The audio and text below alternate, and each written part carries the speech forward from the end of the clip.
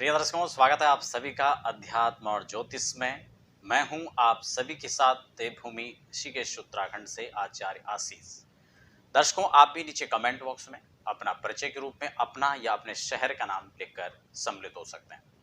दर्शकों, फटाफट हम चर्चा कर लेते हैं आज देवगुरु के नक्षत्र परिवर्तन को लेकर के।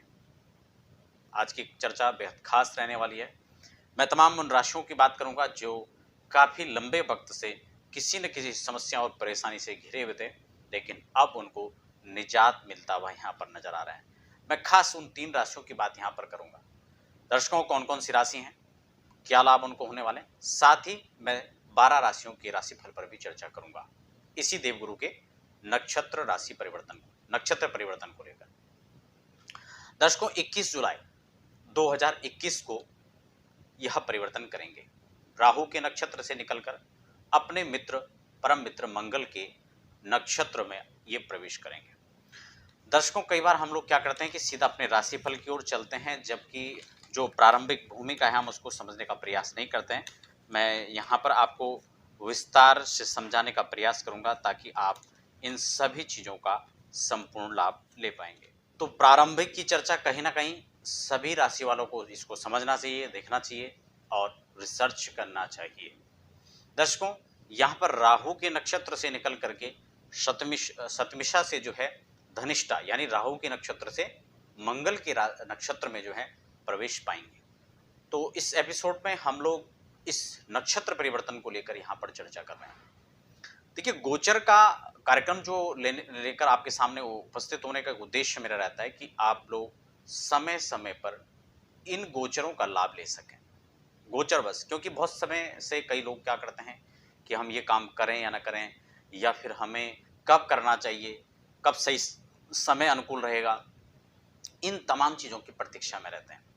ऐसे समय में हमें ग्रह गोचर से लाभ लेकर आगे बढ़ना अत्यंत शुभ रहेगा।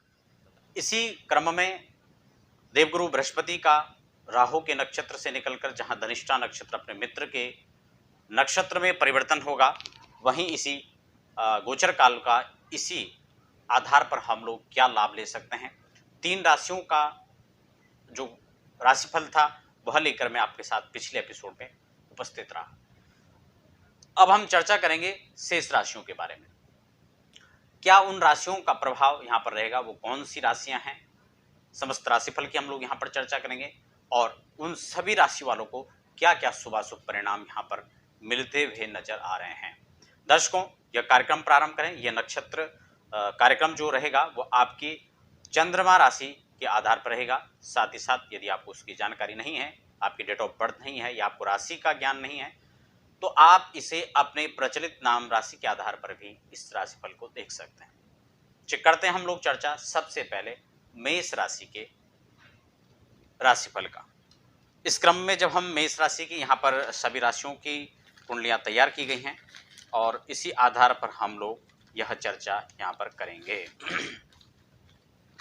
तो मेष से मीन पर्यंत हम लोग चर्चा करेंगे। जहाँ मेष राशि की बात की जाए दर्शकों, तो मेष राशि के इस दशा काल में, इस गोचर काल का क्या प्रभाव रहेगा। लग्नेश बनकर के मंगल पंचम हाउस पर विराजमान है। एकादश में आपके बृहस्पति हैं। देवगुरु बृहस्पति एकादश में बैठ करके 2, 3, 4, 5 इनकी पंचम दृष्टि पराक्रम पर रहेगी और उसके बाद 7वीं दृष्टि आपकी जो है पंचम भाव पर रहेगी। वहीं नवम दृष्टि आपके सप्तम भाव पर रहेगी। यानी कुल मिलाकर देखा जाए तो देवगुरु बृहस्पति की अमृतमय दृष्टि से इन तीनों भाव को यहाँ पर लाभ मिलता हुआ नजर आएगा। जहां आपका लग्नेश पुष्ट होकर के यहाँ पर पंचम भाव में बैठे, आपको स्वास्थ्य संबंधी कोई प्रॉब्लम थी, आप स्वास्थ्य समस्या से जूझ रहे थे, आपको इस दशा काल में लाभ मिलेगा। आत्मविश्वास की बात करें तो आपका आत्मविश्वास यहाँ पर काफी दृढ़ सुदृढ़ रहेगा। साथ ही कैरियर की हम बात करें तो कैरियर में आपको अच्छे परिणाम यहाँ पर इस काल पर प्राप्त होगा। साथ ही साथ हम बात करें इनकम की तो एकादश भाव में जहाँ बृहस्पति बैठे हैं वहाँ आपका फाइनेंस भी मजबूत, फाइनेंशियली आप लोग मजबूत होंगे। और द्वितीयेश बन करके भी लग्नेश और द्वितीयेश दोनों की स्थिति फिलहाल पंचम भाव पर है, क्योंकि शुक्रदेव भी यहीं पर विराजमान रहेंगे। लेकिन हम गोचर काल में सिर्फ बृहस्पति के नक्षत्र परिवर्तन पर ही आधार पर चर्चा हम लोग कर रहे हैं। इसलिए हम फिलहाल इसी पर सीमित रहेंगे। तो दर्शकों, ये था मेष राशि का। अगर हम बात उपचार की करें, उपायों की श्रृंखला में करें, तो हम अंतिम में उपायों की भी यहाँ पर चर्चा करेंगे। अब हम अगली राशि यानी वृषभ राशि की बात कर लेते हैं। वृषभ का आधार लिया जाए तो वृषभ राशि के हिसाब से आपका व्ययेश और अष्टमेश बनकर के मंगल जहां चतुर्थ में संचरण करेंगे, वहीं दसम भाव में आपके देवगुरु बृहस्पति रहेंगे। बृहस्पति के यहाँ चलायमान होने से पंचम भाव पर दृष्टि रहेगी, चतुर्थ भाव पर दृष्टि रहेगी, द्वितीय भाव पर, और छठे घर पर जो है यहाँ देवगुरु की दृष्टि रहने वाली है। पांचवी दृष्टि से यह जो धन भाव को पुष्ट करेंगे, आपके अर्निंग के स्रोत बढ़ेंगे, आय बढ़ेगी, धन में वृद्धि होगी, और वहीं आपको कहीं ना कहीं जहाँ पारिवारिक क्लेश कष्टों से आपको जूझना पड़ सकता है। मैरिड लाइफ में यहाँ क्योंकि लग्नेश बनकर के मंगल चतुर्थ भाव में जा रहे हो और यहाँ पर उनकी दृष्टि भी है अपने भाव पर, चतुर्थ में मंगल है तो चौथी दृष्टि आपकी यहाँ पर पड़ रही है। पारिवारिक मामलों में यहाँ पर विवाद की स्थिति पैदा हो सकती है, खासकर मैरिड लाइफ में यहाँ पर मंगल उतना श्रेष्ठ फल नहीं देगा। खैर, ये बृहस्पति से हट करके मैं आपको बता रहा हूँ, इसलिए आपको यदि किसी प्रकार की पहले से कोई सूझबूझ और समझदारी से आप लोगों का यह रिलेशन नहीं चल रहा था, तो आपको थोड़ा यहाँ पर सोच समझ करके आपको आगे बढ़ना चाहिए। ये विवाद का रूप भी ले सकता है। जॉब और करियर की हम बात करें तो आपको यहाँ पर सुखद सफल परिणाम प्राप्त हो सकते हैं। सरकारी कॉन्ट्रैक्टर हैं, गवर्नमेंट जॉब की तलाश कर रहे हैं, तो आपको यहाँ पर इस दौरान अच्छे लाभ प्राप्त हो सकते हैं। सरकारी कॉन्ट्रैक्ट आपको प्राप्त हो सकते हैं, उसके लिए आपको यहाँ पर प्रयास करना चाहिए। अगली राशि यानी हम लोग मिथुन राशि की बात करें तो मिथुन के आधार पर हम लोग देखेंगे कि नवम भाव पर देवगुरु बृहस्पति रहेंगे, वहीं लग्न पर तृतीय और पंचम भाव पर दृष्टि रहेगी। संतान के लिए कोई आप प्रयास कर रहे थे, आपको यहाँ पर लाभ होगा। शिक्षा से जुड़े हुए, उच्च शिक्षा से जुड़े हुए विद्यार्थियों को यहाँ पर लाभ प्राप्त हो सकता है। साथ ही साथ अगर हम बात करें तो आपको पराक्रम और परिश्रम यहाँ पर आपको ज़्यादा करना पड़ सकता है। यहाँ पर मंगल भी विराजमान है, यहाँ आपको जो है पराक्रम तो अच्छा करना पड़ेगा, परिश्रम अच्छा करना पड़ेगा, लेकिन आपका यहाँ पर मान सम्मान और धन में भी वृद्धि का योग संयोग बनाएगा। अगली राशि हम कर्क की बात कर लेते हैं। तो कर्क में अष्टम पर देवगुरु बृहस्पति हैं। यहाँ पर रोग आदि से जो है आपको थोड़ा सा सावधान रहना है, स्वास्थ्य का कुल मिलाकर ख्याल रखना पड़ेगा। धन भाव पर दृष्टि पड़ रही है, द्वादश पर दृष्टि पड़ रही है, यानी जहाँ धन आगम का स्रोत बनेगा वहीं खर्च का भी संयोग बना रहेगा, यानी आय और व्यय दोनों की स्थिति सामान्य रहने वाली है। चतुर्थ भाव पर जो है दृष्टि पड़ रही है, कोई वाहन का आप प्रयास कर रहे थे, वाहन खरीदने का विचार बन रहे थे, प्रॉपर्टी के लिए मकान दुकान कोई विचार आप कर रहे थे, तो यहाँ जहाँ मंगल भी आपको सपोर्ट कर रहे हैं, 2 3 4 5 2 3 4 चतुर्थ दृष्टि से जो है पंचम भाव को जहाँ देख रहे थे, वहीं आपका यह संयोग भी पूरा होता हुआ नजर आ रहा है। अब हम बात कर लेते हैं सिंह राशि के जातकों के लिए क्या स्थिति रहेगी। मंगल आपके लग्न पर रहेंगे और बृहस्पति सप्तम पर रहेंगे, जहाँ सामने आमने सामने दृष्टि भी रहेगी, वहीं दाम्पत्य जीवन में कलह क्लेश की स्थिति पैदा हो सकती है। आपके पार्टनर के साथ में मतभेद हो सकता है, आपको थोड़ा यहाँ पर मधुर संबंधों के साथ आगे बढ़ना चाहिए। रिश्तों में आपको मौन आपके लिए अच्छा अस्त्र शस्त्र हो सकता है, जो आपके रिश्तोों को बचाकर रख सकता है। अगर हम बात करें बृहस्पति आपके एकादश भाव पर अर्निंग के हाउस को देख रहे हैं, यानी यहाँ पर धनागम धन वृद्धि का योग संयोग यहाँ पर बनेगा, वहीं परिश्रम और पराक्रम को भी यहाँ पर देवगुरु बढ़ाते हुए नजर आएंगे। बात अगर हम कन्या की कर लेते हैं, कन्या के हिसाब से मंगल द्वादश में जा रहे हैं, साथ ही साथ शुक्र भी यहाँ पर है। चारित्रिक रूप से जहाँ देखा जाए तो योग बहुत सुंदर नहीं बन रहा है, और बृहस्पति षष्टम में, जहाँ शत्रु से आप परेशान हो सकते हैं, आपको ऋण आदि लेना पड़ सकता है, खर्च भी यहाँ पर बहुत तेजी के साथ में अचानक कोई खर्चे बढ़ सकते हैं, लेकिन दसम भाव पर इसकी दृष्टि होने से आपको कुछ मामलों में रियायत मिल सकती है। वहीं धन भाव पर भी दृष्टि पड़ रही है, यानी धन का आगम लगभग बना रहेगा, धन से आप पीड़ित नहीं होंगे, लेकिन खर्च का माहौल भी बना रहेगा।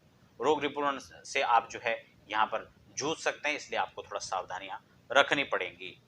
कुल मिलाकर मिला जुलाकर देखा जाए तो बहुत श्रेष्ठ फल ये परिवर्तन पर नहीं रहेगा। तुला की हम बात कर लेते हैं, पंचम भाव में विराजित रहेंगे। पंचम में जहां बृहस्पति चलायमान करेंगे, वहीं मंगल और शुक्र की स्थिति देखा जाए तो एकादश में रहेगी, जहां आपस में दृष्टिगत संबंध भी बन रहा है, वहीं बृहस्पति आपके भाग्य को देख रहे हैं, जहां भाग्य आपका पुष्ट होता नजर आ रहा है, आपके भाग्य में वृद्धि होती हुई नजर आ रही है, साथ ही साथ लग्न भी पुष्ट हो रहा है, यानी स्वास्थ्य शारीरिक रूप से मानसिक रूप से आपको लाभ प्राप्त होगा और भाग्य आपके साथ रहेगा। और जब भाग्य मेहरबान तो फिर तो गधा भी पहलवान हो जाता है। तो आपको सुखद और अच्छे लाभ परिणाम आपको प्राप्त हो सकते हैं। धनागम की स्थितियां यहाँ पर श्रेष्ठ बनती हुई नजर आ रही है। अगली राशि अब हम तो दर्शकों यहाँ पर धनुराशि की हम अगर बात करेंगे तो धनुराशि के आधार पर देवगुरु आपके तृतीय भाव यानी पराक्रम भाव में आपका संचरण करेंगे। यहाँ पर चलायमान होने की स्थिति में उनकी जो शुभ दृष्टियां रहेगी, सबसे पहले सप्तम भाव में, उसके बाद सप्तम दृष्टि नवम भाव में और नवम दृष्टि एकादश भाव पर रहेगी। देवगुरु की दृष्टि इन शुभ भावों पर अत्यंत लाभदायक होगी। किन किन विषयों को लेकर के जो धनुराशि के जातक उनको लाभ मिलेगा।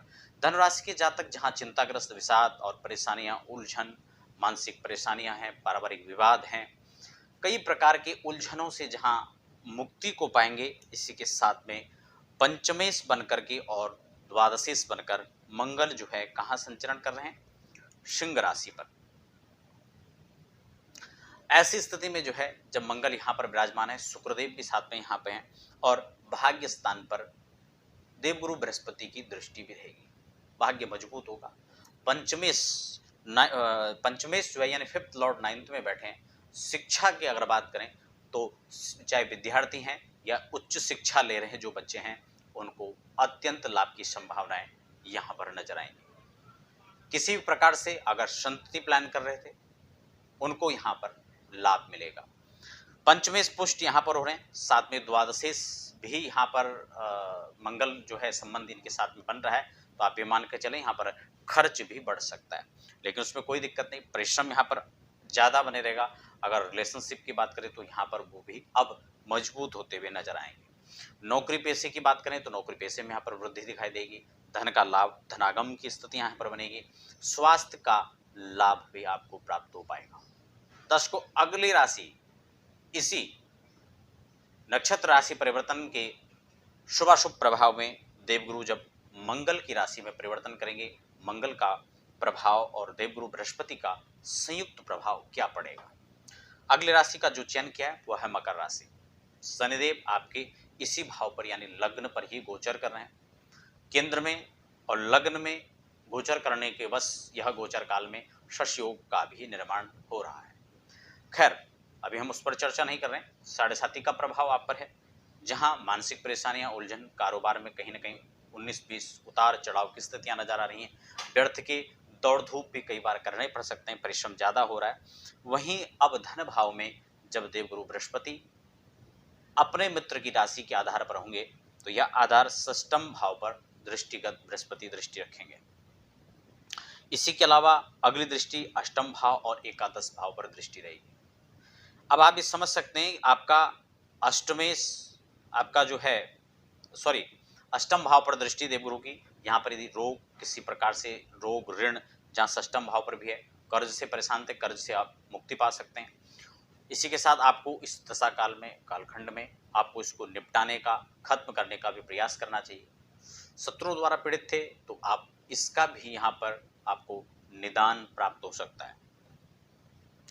अगर बात करें कोई प्रॉपर्टी के क्षेत्र में, आप कोई कार्यरत थे, आप प्रॉपर्टी का कार्य करते हैं, तो आपके लिए यह गोचर काल बेहद लाभप्रद सिद्ध हो सकता है।